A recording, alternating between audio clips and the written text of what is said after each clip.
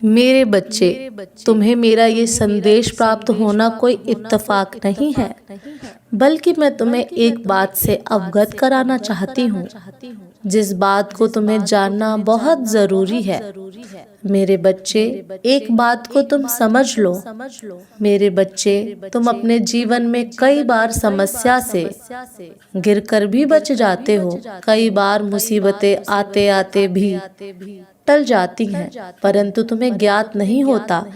कई बार तुमने महसूस किया भी होगा कि तुम किसी दुर्घटना से होते होते बच गए हो। कई बार ऐसा भी होता है कि तुम किसी वाहन से गिर पड़ते हो, या तुम्हारा कहीं से पैर फिसल जाता है, या बहुत सारी बातें ऐसी होती हैं जो अचानक से तुम्हारे ऊपर आई हुई मुसीबत टल जाती है, और तुम्हें यह ज्ञात भी होता है कि हमारी शक्ति ने तुम्हें बचाया है। तुम यह ज्ञात नहीं कर पाते कि वह शक्ति तुम्हें क्यों बचा रही है, जो आज मैं तुम्हें बताऊंगी। तुम्हारे साथ ऐसा क्यों होता है, इसलिए मेरे बच्चे, तुमको यह जानना अत्यंत आवश्यक है, ताकि आगे तुम कोई गलती ना करो, जिससे तुम्हारे जीवन में कोई दुर्घटना ना हो। मेरी बातों को पूर्ण रूप से सुनना और ध्यान देना।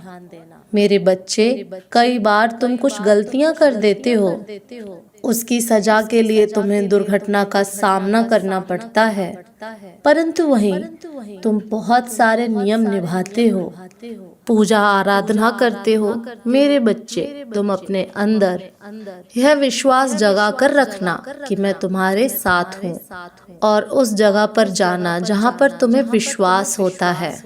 मेरे बच्चे, दुर्घटना प्राप्त होने से पहले तुम्हें एक संकेत प्राप्त होता है, जो अनजाने में या जानबूझकर जो गलतियां कर रहे हो, उन गलतियों को सुधार लो।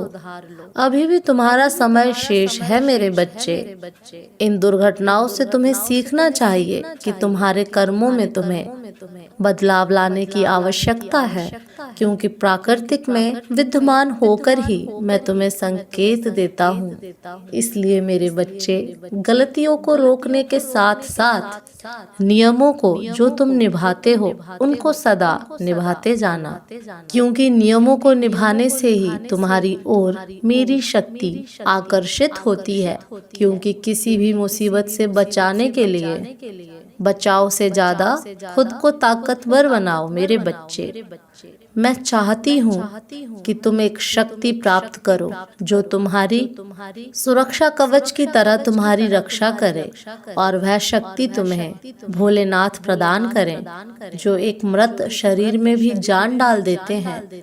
मेरे बच्चे, उनकी शरण में जाने से तुम्हारे सभी मुसीबतें टल जाएंगी। इसके साथ साथ उन्हें प्रसन्न रखने के लिए हर सोमवार को उन्हें दूध अर्पित करने के साथ साथ बेलपत्र अर्पित करो, क्योंकि भोलेनाथ बहुत ही भोले हैं। थोड़ा सा दूध चढ़ाने से वैसे ही प्रसन्न हो जाते हैं, और अपने भक्तों पर प्रसन्न होकर उनकी सभी समस्याओं को समाप्त कर देते हैं, और आने वाली मुसीबतों को भी हर लेते हैं और उनके साथ रहते हैं। कमजोर से कमजोर व्यक्ति भी शक्तिशाली हो जाता है, क्योंकि उनकी शक्तियाँ तुम्हारी सुरक्षा कवच बनकर तुम्हारा साथ देती हैं।